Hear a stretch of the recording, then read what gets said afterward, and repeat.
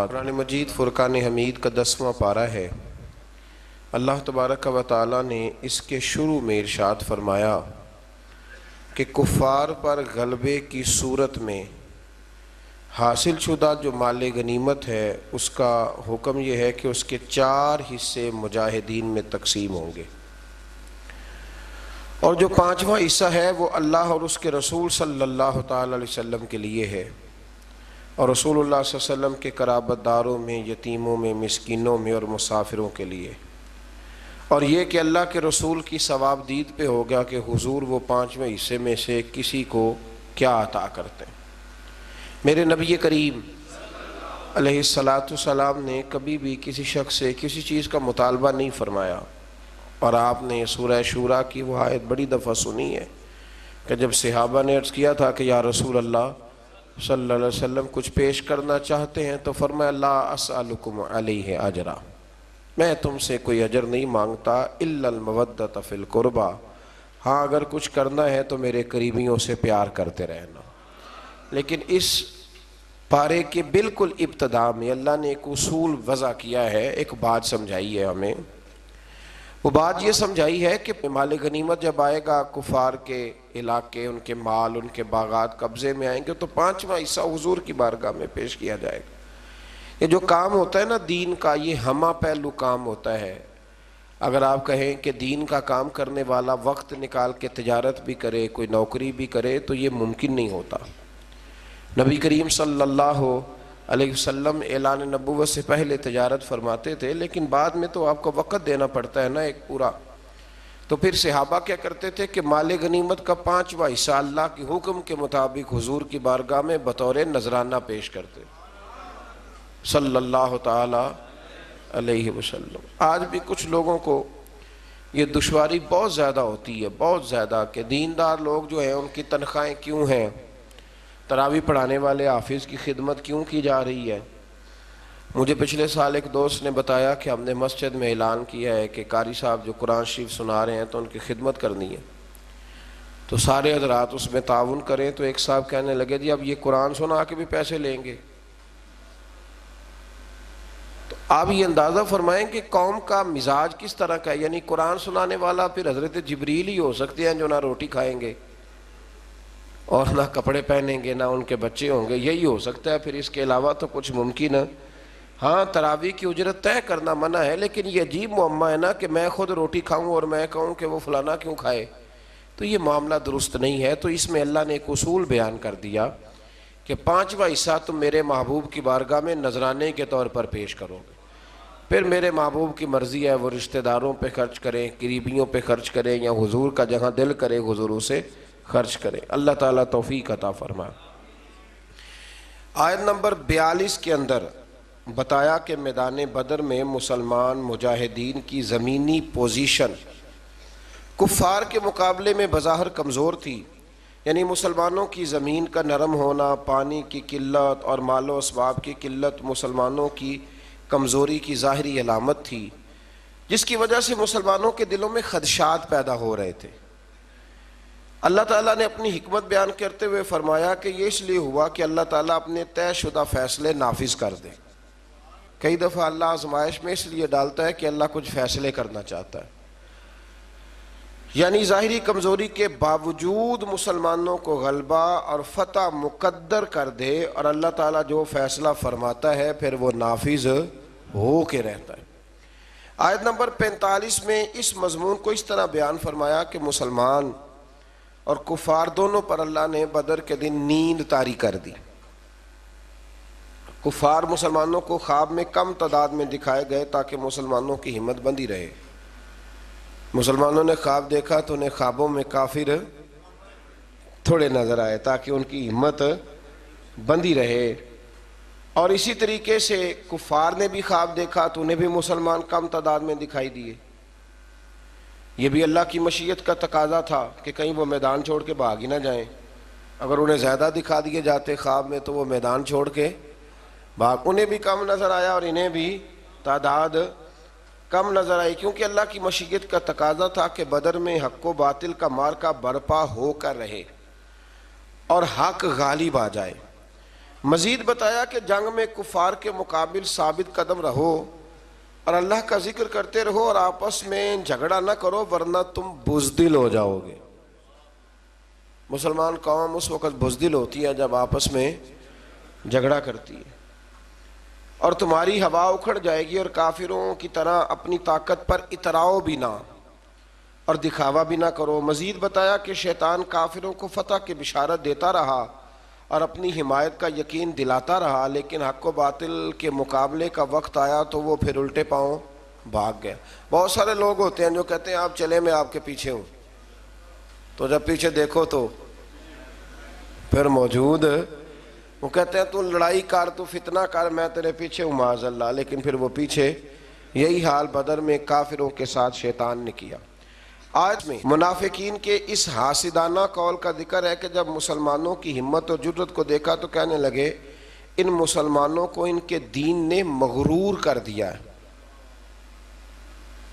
آپ چپ کر کے پیچھے بیٹھ جائیں تو لوگ بزدل کہتے ہیں، اور اگر آپ تگڑے ہو کے میدان میں آ جائیں تو کہتے ہیں ان میں غرور آ گیا ہے۔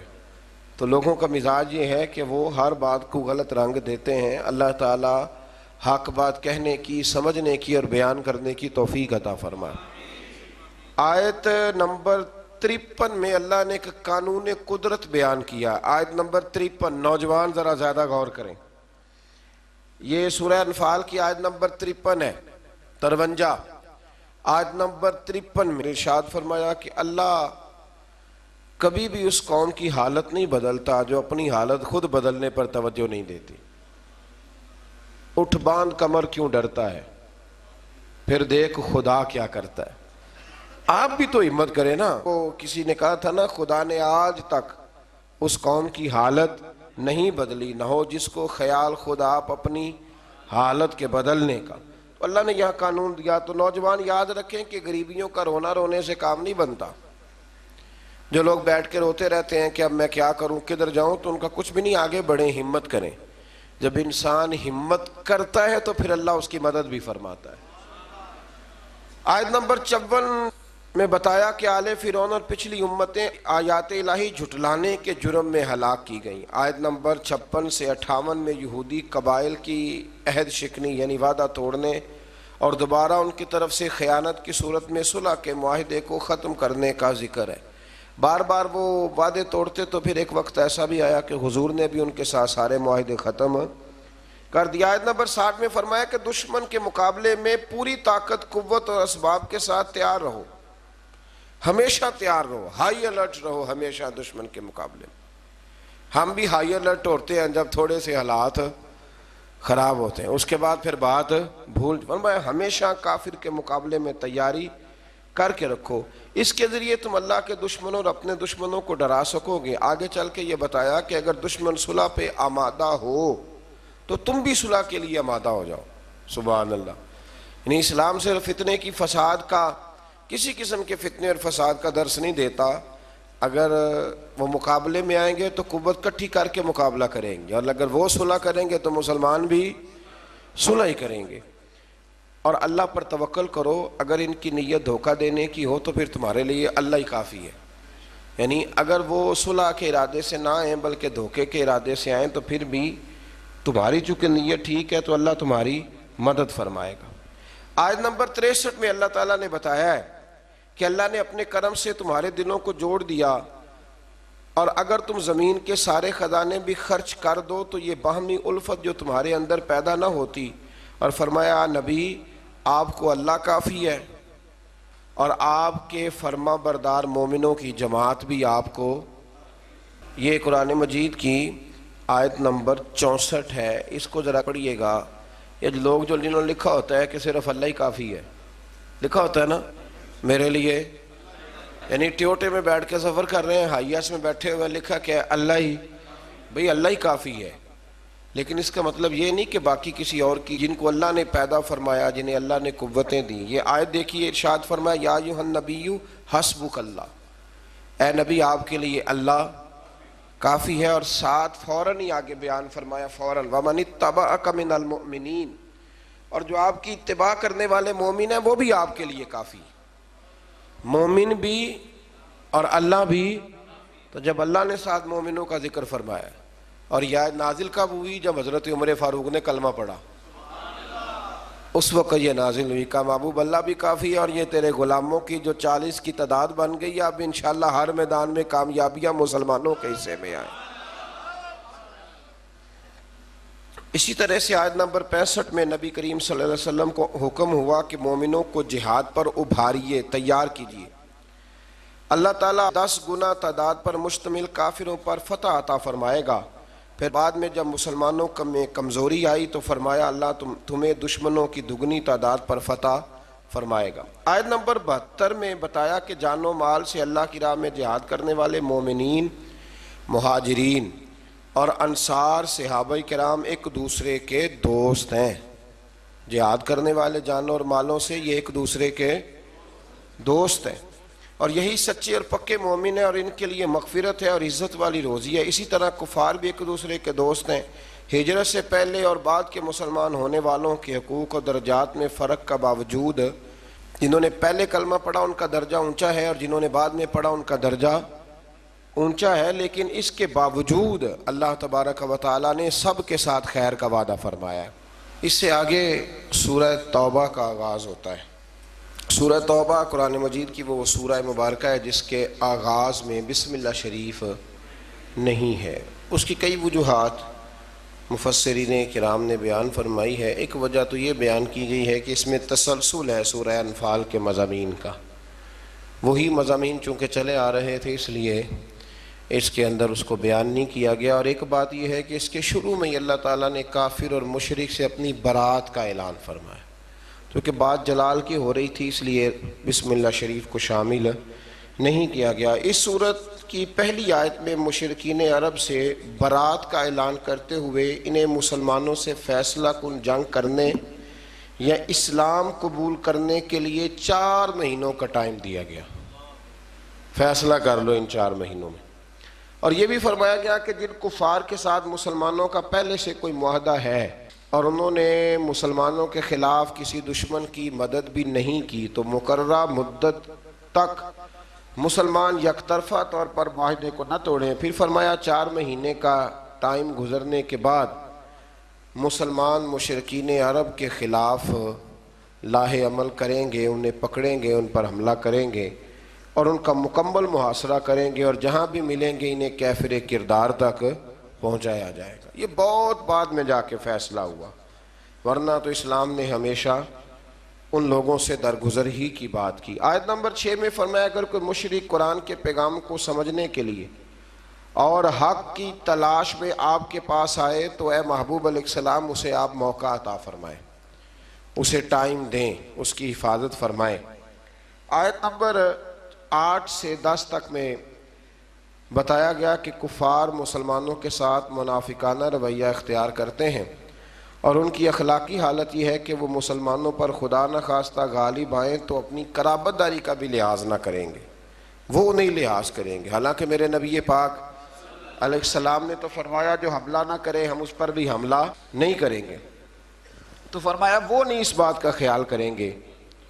مزید بتایا کہ ان کفار میں سے جو توبہ کر کے ایمان لے آئیں اور ان کے تقاضوں پہ کاربند رہے ہیں پھر وہ مسلمانوں کے دینی بھائی ہیں، یعنی ان کے لیے ماضی کی نفرتوں کو دل سے نکال دیا جائے۔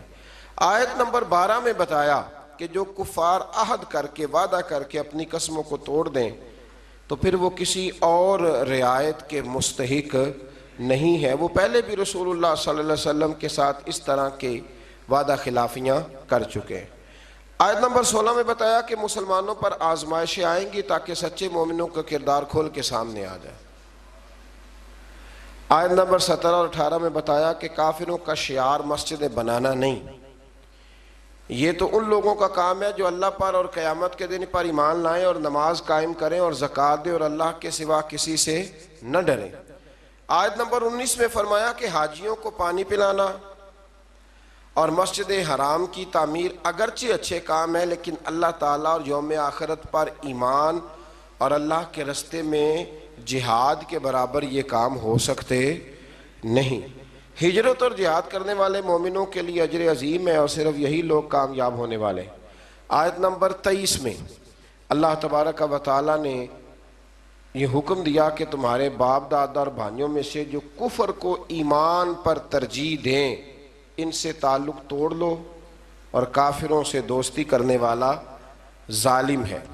پھر اس سے آگے جو آیت ہے نا سورہ توبہ کی، اس آیت کریمہ میں تو اللہ تبارک و تعالیٰ نے ہر چیز کو کھول کر بیان فرمایا اور بڑی وضاحت کے ساتھ، شرح و بسط کے ساتھ اس مضمون کو بیان کیا ہے کہ مسلمان نے ہر چیز سے بڑھ کر نبی کریم علیہ السلام سے محبت کرنی، ہر چیز سے بڑھ کر، اور فرمایا یہ محبت کرے گا تو پھر ہی اس کا ایمان مکمل ہوگا۔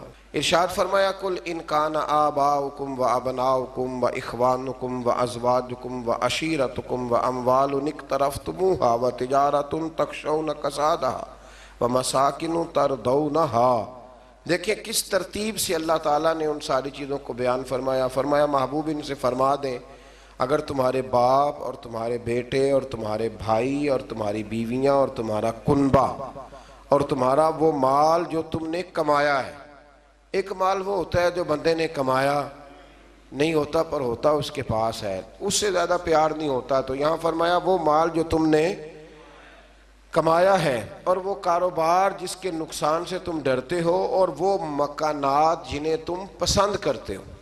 پھر سنیں فرمایا تمہارے باپ، تمہارے بیٹے، تمہارے بھائی، تمہارا خاندان، تمہاری بیویاں، تمہارا کنبہ، وہ مال جو تم نے کمایا، وہ تجارت جس کے نقصان سے تم ڈرتے ہو، وہ مکان جنہیں تم بڑا پسند کرتے ہو، فرمایا احب الیکم من اللہ و رسولی، اگر یہ ساری چیزیں تمہیں اللہ اور اس کے رسول سے زیادہ پیاری ہوں، وجہاد فی سبیلہ، اور ان کے رستے میں جہاد کرنے سے زیادہ پیاری ہوں، فتربصوا، پھر انتظار کرو، حتی یأتی اللہ بامرہ، یہاں تک کہ پھر اللہ اپنا وعدہ لے آئے، پھر اللہ اپنا عذاب لے آئے، پھر تم پر عذاب آئے گا۔ واللہ لا یہدی القوم الفاسقین، اور اللہ نافرمانوں کی قوم کو ہدایت نہیں دیتا۔ ہم لوگ نا بڑی جلدی محبت رسول کا دعویٰ کر دیتے ہیں، پر اللہ نے گن کے چیزیں بتائیں گے۔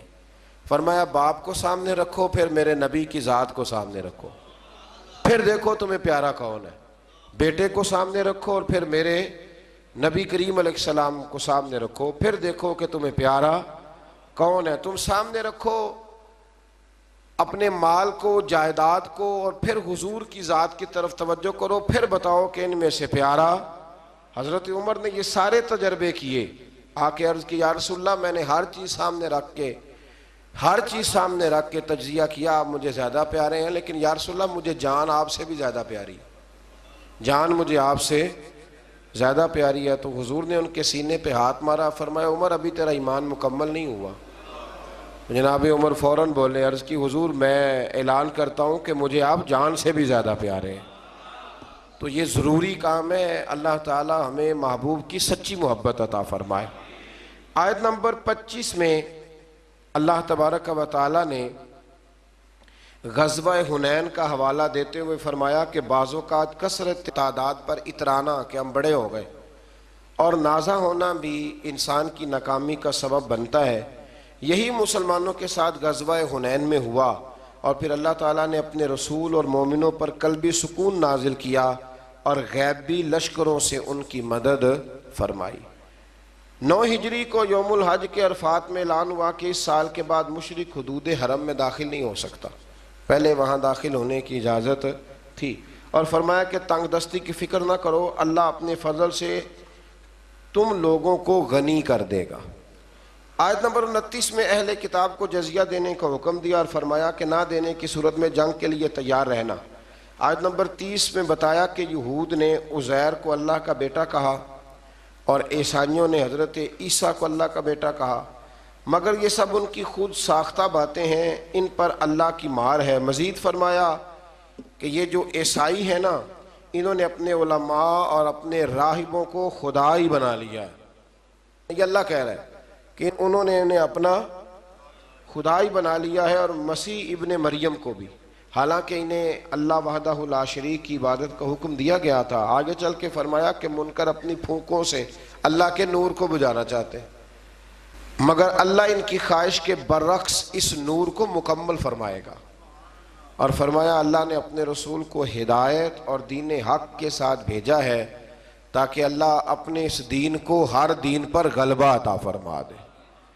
آیت نمبر 34 سے علماء اور مشائخ یہود کے باطل طریقوں سے لوگوں کا مال کھانے اور اللہ کے راستے سے روکنے کا بیان ہے، اور فرمایا کہ سونا اور چاندی یعنی دنیاوی دولت کے ڈھیر ذخیرہ کرنے والے اور راہ خدا میں خرچ نہ کرنے والوں کے لیے دردناک عذاب کی وعید ہے، اور پھر بتایا کہ قیامت کے دن ان کے اپنے جمع کیے ہوئے مال کو نار جہنم میں تپا کر، انہی کے مال کو دوزخ کی آگ میں تپا کر ان کی پیشانیوں، پہلوؤں اور پیٹھوں کو داغا جائے گا انہی کے مال سے، اور کہا جائے گا کہ اپنے ہی جمع کیے ہوئے مال کا مزہ چکھو۔ علماء اور مشائخ اہل یہود کے اس طرح کرتے تھے کہ مال بٹورنے کے لیے حق کو چھپاتے تھے۔ اللہ ماشاءاللہ آج بھی کئی جگہوں پہ ایسا ہوتا ہے کہ سرکاری مولوی بن جاتے ہیں اور گورنمنٹ کو مولوی مل جاتے ہیں جو ہر آنے والے حکمران کو امیر المومنین کہتے ہیں، ہر آنے والے حکمران، اور اس کے ہر ناجائز کام پر اپنی مہر لگا کے اسے جائز قرار دیتے ہیں۔ اللہ تبارک و تعالی اپنی رحمت سے حق پر ہی قائم فرمائے اور حق پر ہی اللہ موت عطا فرمائے۔ آیت نمبر 36 میں بتایا کہ ابتدا سے لے کر اللہ کی کتاب تقدیر میں مہینوں کی تعداد 12 ہے۔ پہلے دن سے ہی مہینے کتنے ہیں؟ ان میں 4 مہینے ذیقعد، ذی الحج، محرم اور رجب، یہ حرمت والے مہینے۔ ان مہینوں میں جنگ کو ممنوع قرار دیا گیا۔ کفار جب ان مہینوں میں جنگ کرنا چاہتے تھے تو ان کی ترتیب میں رد و بدل کر دیتے تھے۔ اللہ تعالیٰ نے فرمایا کہ مہینوں کو مؤخر کرنا کفر میں زیادتی ہے۔ یہ 4 حرمت والے مہینے، معنی کیا ہے کہ ان میں جنگ نہیں کی جائے گی۔ آیت نمبر 38 اور 39 میں فرمایا کہ جب جہاد کے لیے نفیر عام ہو جائے تو سستی نہ کرنا چاہیے، اور جو ایسا کرے گا اس کے لیے عذاب علیم ہے، اور تم یہ مت سمجھنا کہ جہاد کا فریضہ صرف تم پر موقوف ہے، تم نہیں کرو گے تو اللہ تمہاری جگہ کسی اور قوم کو لائے گا اور تم کو اس سے بالکل نقصان نہیں پہنچا سکتے۔ آیت نمبر 40 میں سفر ہجرت کے موقع پر غار ثور میں حضرت ابوبکر صدیق رضی اللہ تعالیٰ عنہ کی رفاقت خاص کو ایک شان امتیازی کے ساتھ بتایا ہے، اور اس آیت میں 6 مختلف انداز میں سیدنا صدیق اکبر کا ذکر ہوا ہے۔ آیت نمبر 40 میں اذ یقول لصاحبہ لا تحزن ان اللہ معنا، جب محبوب نے اپنے صحابی سے کہا، جب قرآن مجید نے حضرت ابوبکر کو حضور کا صحابی کہا تو اب جو ان کے صحابی ہونے کا انکار کرتا ہے وہ قرآن کی آیت کا انکار کرتا ہے۔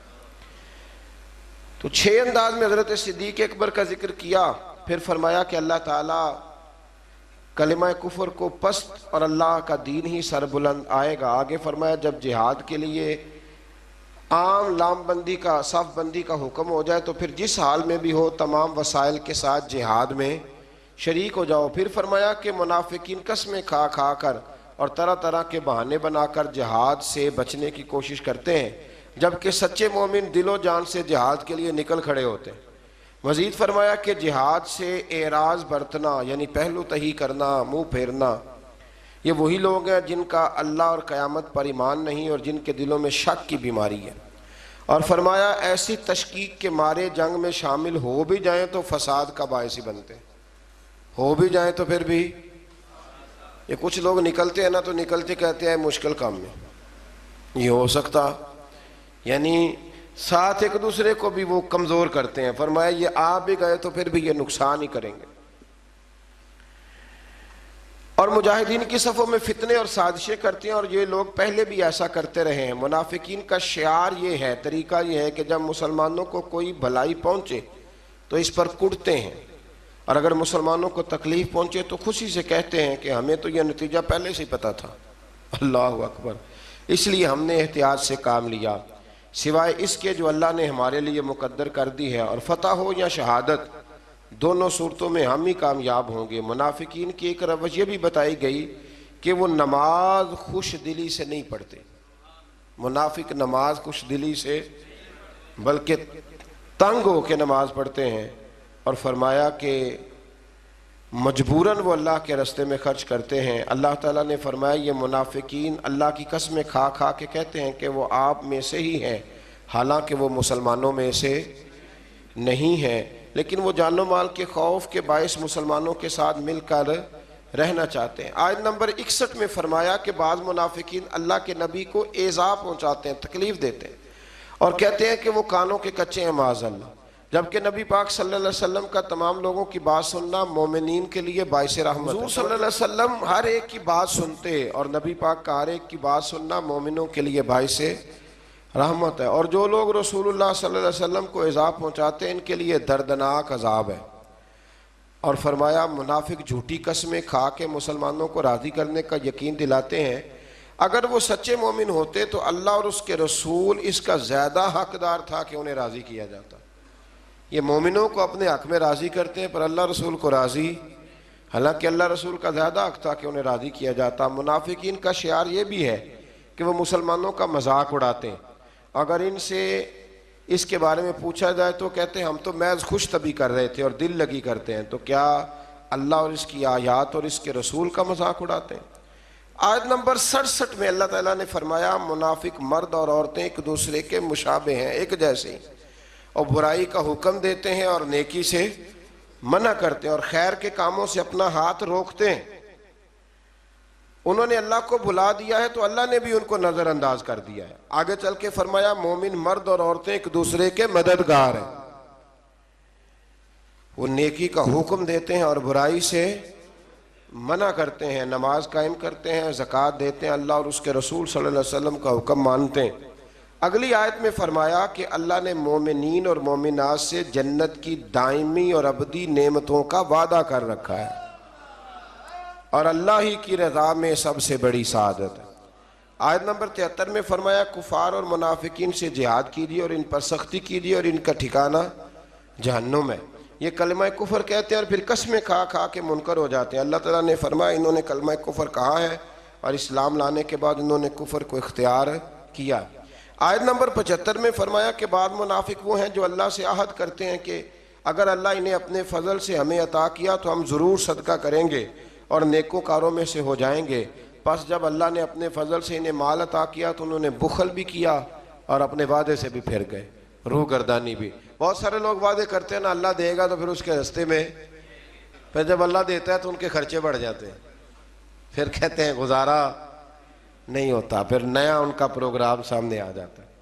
آیت نمبر 78 میں اللہ تعالیٰ نے متنبع فرمایا کہ اللہ دلوں کے رازوں اور سرگوشیوں کو بھی جانتا ہے، وہ غیبی باتوں کو بہت زیادہ جاننے والا ہے۔ آیت نمبر 79 میں منافقین کا ایک طریقہ یہ بھی بتایا کہ نادار مومنین جب اپنی محنت کی کمائی سے تھوڑا سا مال صدقہ کرتے ہیں تو منافق ان پر تان کرتے ہیں معاذ اللہ اور ان کا مذاق اڑاتے ہیں، تو اللہ تعالیٰ ان کو ان کے مذاق کی سزا دے گا۔ اللہ تعالیٰ نے اپنے نبی پاک علیہ السلام سے فرمایا یہ منافق آپ کے گستاخ ہیں، آپ کا ان کے لیے استغفار کرنا یا نہ کرنا برابر ہے، اگر آپ ان کے لیے 70 بار بھی استغفار کریں گے تو اللہ ان کو ہرگز معاف، کیونکہ یہ محبوب آپ کے گستاخ ہیں، یہ آپ کے گستاخ ہیں۔ آپ ان کے لیے 70 بار بھی استغفار کریں تو کہ یہ بے ایمان آپ کے بے ادب ہے تو اللہ انہیں معافی دیکھ لیں، حضور کے بے ادب کے لیے کوئی معافی۔ منافقین کی اس بری خصلت کا ذکر ہے کہ خود تو جہاد نہیں کرتے اور گھروں میں بیٹھے ہیں، ساتھ مسلمانوں کو گرمی کا ڈراوا دے کر انہیں بھی جہاد سے منع کرتے ہیں۔ اللہ نے فرمایا جہنم کی آگ اس سے زیادہ گرم ہے اگر وہ سمجھتے۔ آیت نمبر 84 میں نبی کریم علیہ السلام کو منافقین کے کفر کے سبب ان کی نماز جنازہ پڑھنے اور ان کی قبر پر جانے سے ہمیشہ کے لیے منع کیا گیا ہے۔ منافقین کی قبروں پہ جانے سے کس نے منع کیا ہے؟ اللہ نے۔ کس کو منع کیا ہے؟ مومنوں کی قبروں پر جانے سے منع نہیں کیا۔ سورہ توبہ کی آیات میں منافقین کی مسلسل مذمت بیان فرمانے کے بعد اللہ تعالیٰ نے ضعیفوں، بیماروں اور ناداروں کے عذر کی بنیاد پر رخصت عطا فرمائی ہے، اور ایسے مجاہدین کو جو خود بھی جہاد کے لیے اپنے مصارف برداشت نہیں کر سکتے اور رسول اللہ صلی اللہ علیہ وسلم کے پاس ان کی سواری اور زاد راہ کا سامان نہ ہو، البتہ جو لوگ صحت مند ہوں اور مالی وسائل رکھنے کے باوجود جہاد سے پہلو تئی اختیار کرنا چاہیں، وہ قابل مذمت ہیں۔ اللہ تعالیٰ نے ان کے دلوں پر مہر لگا دی ہے۔ فرمایا جب تمہارے پاس طاقت ہو تو پھر تم نے اللہ کے راستے میں جہاد کرنا ہے، اور جہاد کی جتنی قسمیں ہیں، زبان کے ساتھ جہاد، عمل کے ساتھ جہاد، اور بھی جتنی اقسام ہیں، ان سب اقسام کو تم نے پورا کرنا ہے۔ اللہ تعالی ہمیں سمجھنے کی توفیق عطا فرمائے۔